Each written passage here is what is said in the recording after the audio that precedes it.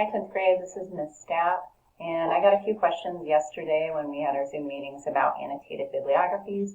And as I'm looking through the papers that you submitted, I also noticed a few things that I would like to update you on. As you move forward and do more annotated bibliographies, I didn't have one in the lesson plan for this week, but going forward next week, we'll continue to add to those.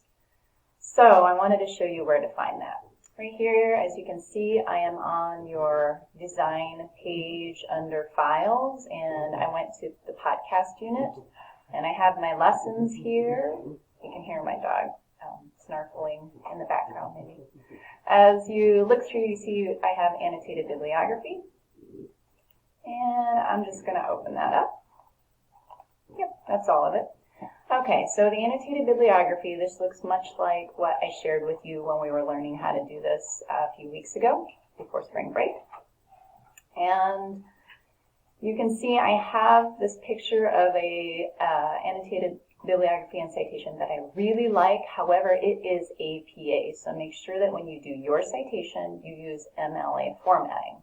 However, I like everything else about this exemplar I used.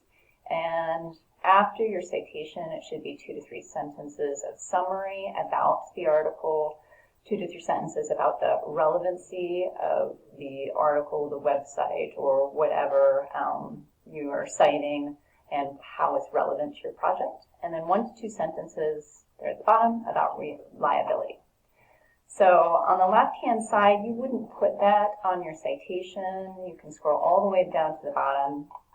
When you write it up, it will look much like this, and this is how you should format it, except with your MLA style formatting.